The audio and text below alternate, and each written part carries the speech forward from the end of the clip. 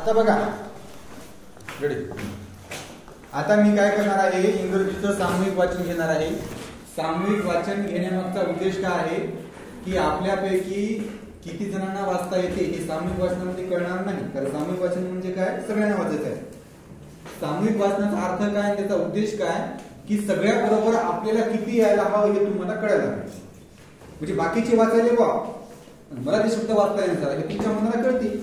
जरी तुम्ही ते शब्द जरी विसरला तुम्हाला माहित आहे की मला हा शब्द वाचता यायला, मला हा शब्द वाचता येणं झाला, तर त्यानुसार मी काय करेल, तुमच्या आवाजाच्या हिशोबानं तुमच्याकडून वाचन घेईल आणि वाचत असताना ज्या शब्दावर मला वाटला कमी जोर पडला तुमचा, मला लक्षात येईल की तुमच्यापैकी बऱ्याच जणांना शब्द वाचता आला नाही.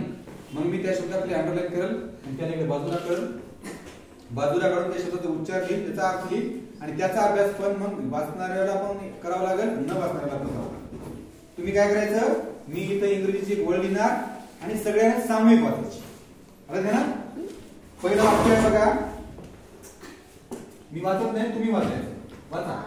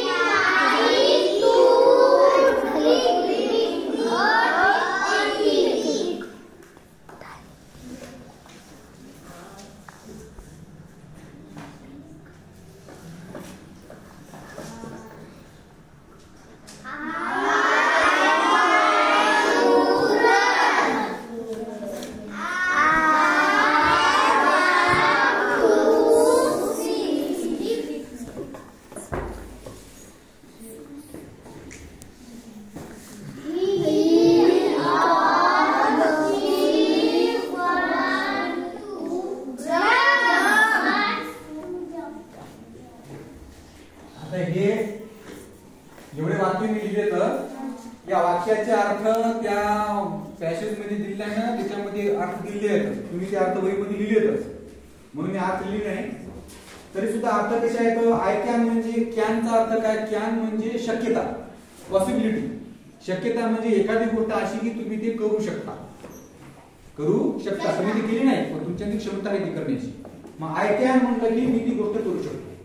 मग या कॅनच्या पुढे काय शब्द लावा? आय कॅन स्विम म्हणजे मी पोहू शकतो. आय कॅन रन म्हणजे मी पळू शकतो. आय कॅन जम्प म्हणजे मी उडी मारू शकतो. नंतर आय लाईक म्हणजे आवडणे. लाईक म्हणजे काय? एखादी गोष्ट तुम्हाला आवडणे. मग काय म्हणायचं? I like to play cricket म्हणजे मला क्रिकेट खेळायला आवडेल. किंवा तुम्ही नुसतं असंच म्हणले आय लाईक टू प्ले मला खेळायला आवडेल. आय लाईक टू स्विम मला पोहायला आवडेल. आय लाईक टू जम्प मला उडी मारायला आवडेल. हे आवडण्याच्या गोष्टी आहेत. कॅन आणि वॉन्ट. आणि वॉन्ट म्हणजे काय? वॉन्ट म्हणजे तुम्हाला एखादी गोष्ट पाहिजे, ती गोष्ट काय आहे तुम्हाला पाहिजे. तिथं तीन गोष्टी महत्त्वाच्या आहेत. कॅन म्हणजे याच्यामध्ये शक्यता आहे की तुम्हाला ती गोष्ट करता येईल. नंतर आहे वॉन्ट म्हणजे तुम्हाला ती गोष्ट काय आहे पाहिजे. आणि दुसरी गोष्ट कोणती सांगितली आपण? लाईक. लाईक म्हणजे काय? तुम्हाला ती एखादी गोष्ट आवडते म्हणजे आवडण्याची क्रिया आहे त्या ठिकाणी. आता हे लिहित असताना मी काय केलं? काही शब्दाखाली अंडरलाईन केलं. तुमच्यापैकी काही जणांनी शब्द वाचले पण वाचताना मला जरासा अडथळेपणा वाटला किंवा बऱ्याच जणांच्या तोंडून शब्द आला नाही, म्हणून मला वाटलं की हे शब्द तुम्हाला सांगायला पाहिजे. याच्यामध्ये कोणता आहे? ते वॉन्ट. वॉन्टच्या पुढे यस लागलं तर वॉन्ट, यस नसेल तर वॉन्ट. वॉन्ट म्हणजे एखादी गोष्ट पाहिजे. ध्यानात ठेवा. मी लिहितो त्याला म्हणायचं, त्याचा उच्चार काय करायचा? वॉन्ट म्हणून याचा उच्चार करायचा. नंतर मी वॉन्ट शब्द पुन्हा आल्यावर मी इकडे वॉन्ट याला अंडरलाईन केली नाही कारण एकदा शब्द आला म्हणजे मला नंतर पण येणार.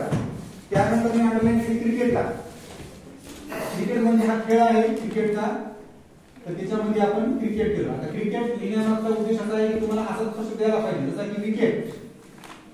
विकेट म्हणजे त्या क्रिकेटचं मध्ये असतं ते स्टंप तिथं त्या ठिकाणी विकेट म्हणजे ते स्टंप जर उडले तर विकेट उडली किंवा आउट झाला. ब्रॅकेट फक्त आयच्या जागी येते.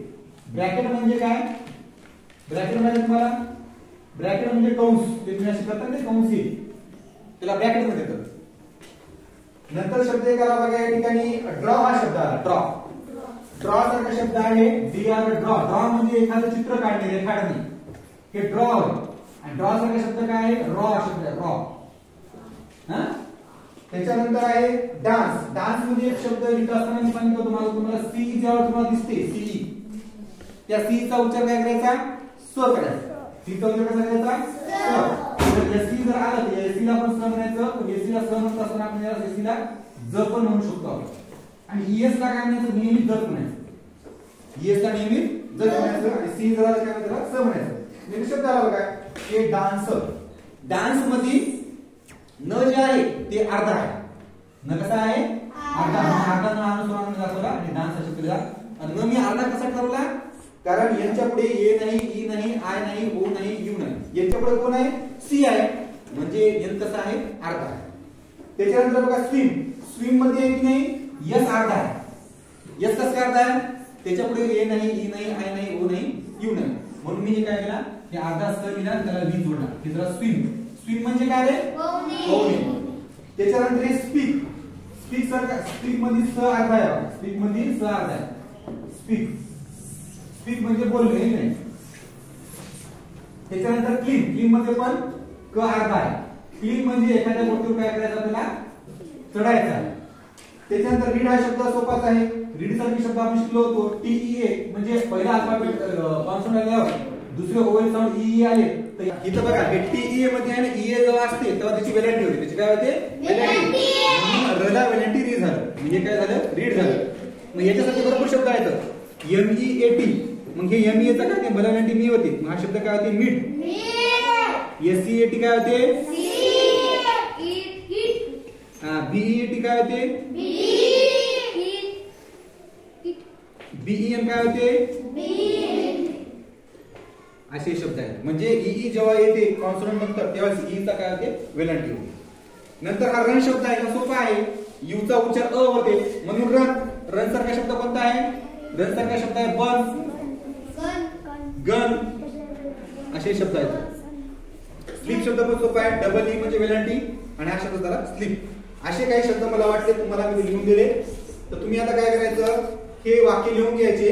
ज्यांनी लिहिले वहीमध्ये मला सांगितलेले त्यांनी लिहायचे नाही, घरी लिहा फक्त डबल लिहायचं. आणि जे मी कटिंग शब्द काढून दिले 3 हे 2 इथे कंसामध्ये बरोबर दिसले 3 आणि हे खालचे आणि हे एवढं. ज्यांनी हे मधलं लिहिलं आहे त्यांनी ते लिहायचं आणि ज्यांनी काहीच लिहिलं नाही त्यांनी हे सगळं लिहायचं. लक्षात